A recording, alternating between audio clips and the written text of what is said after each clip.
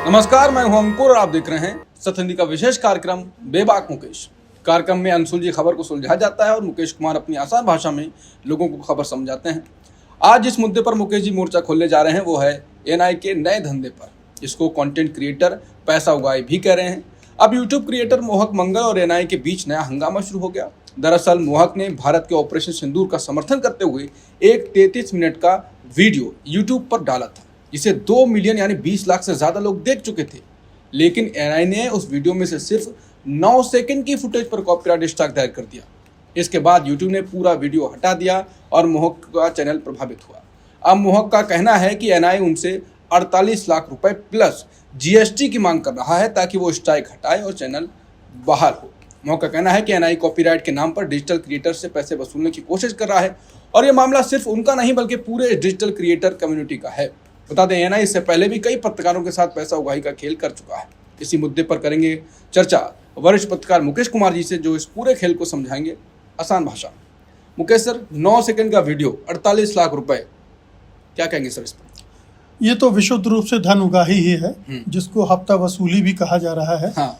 और लेकिन थोड़ा पहले इसको समझ ले कि एएनआई है क्या। बिल्कुल। एएनआई एक न्यूज़ एजेंसी है जो देश भर से खबरें, वीडियो, फोटोग्राफ्स वगैरह इकट्ठा करती है और उसके जो सब्सक्राइबर्स होते हैं वो उनको बेचती है सब्सक्रिप्शन के बेस पर। बिल्कुल। और एएनआई को इसलिए भी जाना जाता है कि बेसिकली वो एक गोदी न्यूज एजेंसी है जो कि सरकार की लाइन पर काम करती है, बीजेपी और संघ परिवार की खबरों को प्रमोट करती है, उनके एजेंडे को प्रमोट करती है और इस मामले में वो बदनाम भी है।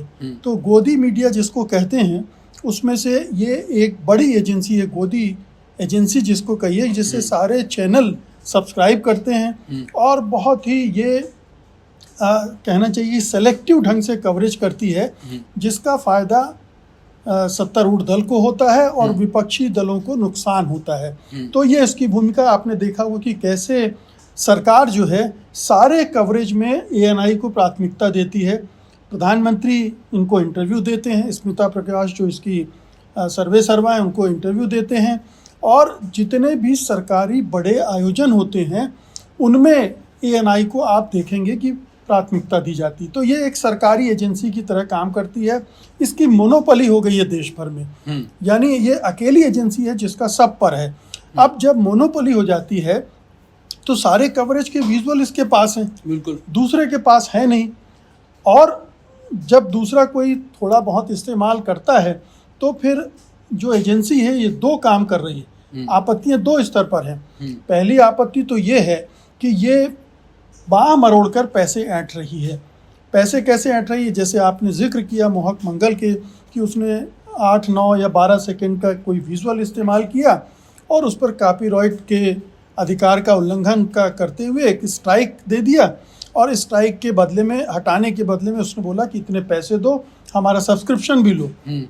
तो ये एक तरह से ब्लैकमेलिंग भी है कि आप पर अनावश्यक दबाव बनाया जा रहा। अगर ठीक है मोहक मंगल ने 12 सेकंड का विजुअल इस्तेमाल किया है, 9 सेकंड का, तो उसका जो होता है पैसा आप वो क्लेम करो कि भाई हमारे विजुअल का पर सेकंड ये रेट है, इसके हिसाब से इतना पैसा आप दीजिए। हाँ। तो वो भी एक बात समझ में आती है। कॉपीराइट का सम्मान होना चाहिए, ये मैं भी मानता हूँ, लेकिन हमारे यहाँ ही भारतीय जो कॉपीराइट एक्ट है 1957 का, उसमें ये प्रोविज़न है कि आप फेयर डीलिंग के लिए किसी भी विजुअल का, किसी भी चीज़ का इस्तेमाल कर सकते हैं, जिसमें शैक्षणिक इस्तेमाल शामिल है, एनालिसिस आप करते हैं उसमें शामिल है, एक कम ड्यूरेशन का। और आम तौर पर हम लोग मानते हैं कि 10-12 सेकंड का इस्तेमाल किया जा सकता है। लेकिन एएनआई ने उस सब को धता बताते हुए ये दबाव बनाना शुरू किया और मोहक मंगल अकेले नहीं हैं, बिल्कुल ऐसे दर्जनों यूट्यूबर्स हैं और बहुत सारे चैनल्स हैं जिससे एएनआई ने बाकायदा बड़ी रकम ऐंठ चुकी है। 30 लाख, 40 लाख, 50 लाख दबाव बनाकर उनको सब्सक्रिप्शन लेने पर बाध्य कर रही है। ये तो इसका एक पहलू है। दूसरा पहलू ये है कि इस बहाने एएनआई उन चैनलों को टारगेट कर रही है जो सरकार के पक्ष में नहीं है, जो सरकार के विरोध में कंटेंट दिखाते हैं, सरकार की आलोचना करते हैं। तो अब ये जितना भी आप ज़्यादातर देखेंगे जिसको स्ट्राइक मारी गई हैं, वो ऐसे यूट्यूबर्स हैं जो सरकार की आलोचना कर रहे हैं, सरकार की का अपोज कर रहे हैं या कहीं विपक्ष के पक्ष को भी रखने की कोशिश कर रहे हैं, सरकार से सवाल कर रहे हैं। तो ये दो तरफा वार सरकार के साथ मिलकर और एक अपने धंधेबाजी को बढ़ाने के लिए ANI कर रही है। बिल्कुल, आपने कहा कि वो कम ड्यूरेशन की वीडियो का लंबा पैसा मांग रही है और कह रही सब्सक्रिप्शन भी हमारा लो। क्या आपको लगता है कि इनके जो एक सवाल भी उठा है, कई फैक्ट चेकर मोहम्मद जुबैर ने ही उठाया, बाकी लोग भी उठा रहे हैं कि इनको अब ये पत्रकारिता, न्यूज़ एजेंसी ये नहीं चाहते कि जनता तक आवाज़ पहुंचे, जनता इससे जागरूक हो, और ये केवल पैसा चाहते हैं और ये इसीलिए सत्ता के पक्ष में है, सत्ता की वाहवाही करते हैं, क्योंकि जर्नलिज्म से इनका कोई लेना देना नहीं। बिल्कुल, ये तो विशुद्ध धंधेबाजी है और धंधेबाजी भी फेयर धंधेबाजी नहीं है, ये ब्लैकमेलिंग की, एक्सटॉर्शन की धंधेबाजी है। अब देखिए कि मैं एक यूट्यूब चैनल चलाता हूँ, मैंने अगर कुछ सेकंड्स के विजुअल इस्तेमाल किए हैं, आपने मुझे बिल भेज दिया, समझ में आता है, लेकिन आपने स्ट्राइक मार दिया, एक स्ट्राइक, फिर पता चला मैंने और किया तो 2 स्ट्राइक मार दिए, अब तो मेरा चैनल चला जाएगा। अगर 3 पे तो बैन, 3 पे आपका चैनल 90 दिन के अंदर यूट्यूब हटा देगा। तो यूट्यूब पर भी ये सवाल उठ रहे हैं कि यूट्यूब ने कॉपीराइट के जो नियम कानून बनाए हैं वो किसको फेवर कर रहे हैं। वो इस तरह के बड़े न्यूज़ एजेंसीज को, बड़े चैनल्स को, बड़े मीडिया घरानों को फेवर कर रहे हैं, और जो छोटे यूट्यूबर्स हैं उनके खिलाफ है ये। ठीक है ना, ये सही है कि कॉपीराइट का उल्लंघन नहीं होना चाहिए, लेकिन हिंदुस्तान का कॉपीराइट जो हमें सुविधा देता है, जो हमें आज़ादी देता है, वो तो हम उसको इस्तेमाल करने की छूट होगी ना। एक तो वो है, दूसरा ये जो मोनोपोली क्रिएट हो गई है एक एजेंसी की, इसको तोड़ना चाहिए, इसको खत्म करना चाहिए। तीसरा, सरकार के जो कार्यक्रम हैं, प्रधानमंत्री के हों, सरकार के हों, संसद के हों, जो भी सरकारी संस्थान से जुड़े कार्यक्रम हैं, उनके कवरेज में बाकी लोगों को मौका मिलना चाहिए। ये नहीं कि ये मोनोपोली की प्रधानमंत्री की रैली है तो एक उठाया ANI को, वो साथ जाएगा, वही कवर करेगा, तो जाहिर है कि उसी के पास विजुअल होंगे। अब दूसरे को इस्तेमाल करना है तो क्या करे, ANI से खरीदे और मनमाने कीमत वसूलेगा वो। और अगर मेरी हैसियत नहीं है ANI से खरीदने के लिए तो मैं क्या करूं। तो ज़्यादातर यूट्यूबर्स ऐसे हैं जिनकी हैसियत ऐसे फुटेज खरीदने की नहीं है, इसलिए वो बहुत कम ड्यूरेशन के विजुअल्स इस्तेमाल कर लेते हैं और अपने प्रोग्राम बनाते हैं, अपनी खबरें बनाते हैं। इसको इतना बड़ा मुद्दा नहीं बनाया जाना चाहिए, लेकिन चूंकि ANI इस स्तर पर उतर आई है, और दूसरा सरकार के साथ मिलकर ऐसे यूट्यूबर के खिलाफ एक अभियान छेड़ दिया उसने कि कैसे इनको रास्ते से हटाओ, तो एक टूल की तरह भी इसको इस्तेमाल किया जा रहा है। और वीडियो जो इन्होंने मोहक मंगल ने यूज़ करा वो भी ऑपरेशन सिंदूर को लेकर था, वो वाहवाही कर रहे थे, तब भी उन पे लगा दिया, पता नहीं क्यों। लेकिन आपको लगता है उन्होंने अश्विनी वैष्णव को, मोहक मंगल ने पत्र भी लिखा है, उन्होंने कहा कि हमारी मदद करिए और कुछ इसमें हस्तक्षेप करिए, और इनको PM मोदी ने तारीफ भी करी थी, सुनने में आया, और उनको कुछ अवार्ड वगैरह भी दिया था। तो उन्होंने कहा कि ये तो डिजिटल इंडिया की जो PM मोदी खुद बात कर रहे हैं तो उसके ही खिलाफ जा रहा है, हम लोग तो और इससे फ़ायदा कर रहे हैं, एक एक जन जन तक आवाज़ पहुंचाने की कोशिश कर रहे हैं। अगर सरकार एक हस्तक्षेप करेगी और करेगी तो क्या लगता है कुछ जो कानून है उनमें कुछ बदलाव करने की ज़रूरत पड़ेगी फिर तो कॉपीराइट वाले बाकी। देखिए, ये बहुत अरसे से हम लोग जो मीडिया में हैं, ये एक तरह का कन्फ्यूजन बना हुआ है कि 10-12 सेकंड तक के विजुअल इस्तेमाल किए जा सकते हैं, ऐसी एक मान्यता है। 10-12 सेकंड के विजुअल ही क्यों, म्यूज़िक का भी इस्तेमाल किया जा सकता है, विभिन्न जो कॉपीराइट वाले चीज़ें हैं उनका इस्तेमाल हो सकता है, ये हम लोग मान के चलते रहे। अब इसको लेकर कोई क्लैरिटी नहीं है, अंतर्राष्ट्रीय स्तर पर इसकी छूट नहीं है। भारत में इस तरह की छूट जो कॉपीराइट एक्ट 1957 है उसमें दी गई है, ऐसा कहते हैं। उसमें एम्बिग्विटी है, क्लैरिटी नहीं है, जिसकी वजह से इसका दुरुपयोग भी करते हैं।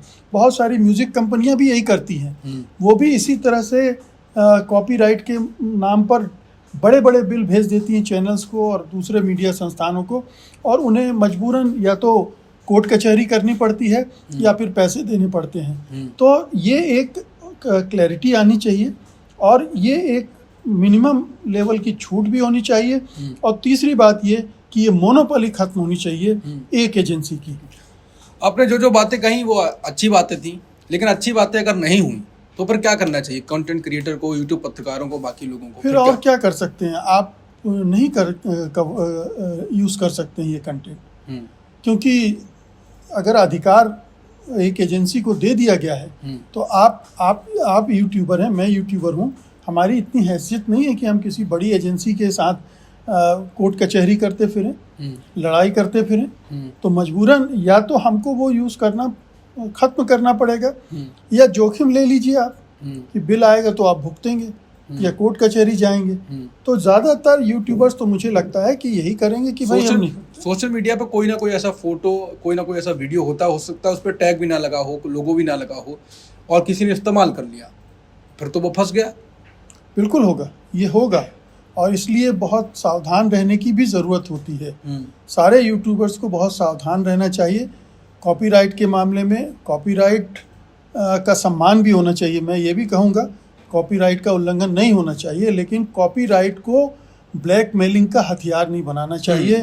कॉपीराइट को धन वसूली का हथियार नहीं बनाया जाना चाहिए। बिल्कुल। ये एक तरह से अभिव्यक्ति की स्वतंत्रता को नियंत्रित करने का जरिया भी बन गया है कि यूट्यूबर्स जो एक बड़े जन समुदाय की आवाज़ को सामने लाते हैं, उसके पक्ष को सामने लाते हैं, उसकी समस्याओं को सामने लाते हैं, अगर आप उन पर इस तरह से अंकुश लगाएंगे तो वो ये करना बंद कर देंगे। और शायद सरकार यही चाहती है, और ANI के साथ उसकी जो जुगलबंदी है उसका लक्ष्य भी यही हो।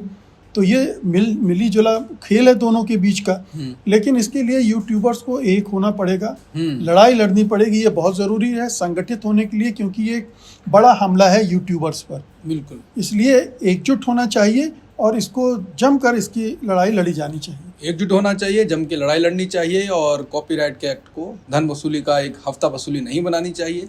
अब बात वही है कि अब एकजुट कैसे होंगे, क्या करा जाएगा, मोनोपोली खत्म होनी चाहिए। बातें तो बहुत कुछ हैं, चाहिए तो बहुत कुछ, लेकिन क्या होगा? सरकार को अश्विनी वैष्णव के बात तो पत्र गया है, वो कुछ करेंगे नहीं करेंगे। और जो शुरुआत में बात हुई थी कि आप 9 सेकंड के वीडियो पर 48 लाख रुपए मांग रहे हैं, वो एक बड़ा मुद्दा है कि आप चाहते क्या हैं। नमस्कार।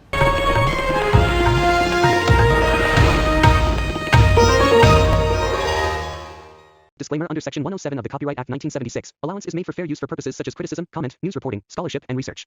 Fair use is a use permitted by copyright statute that might otherwise be infringing.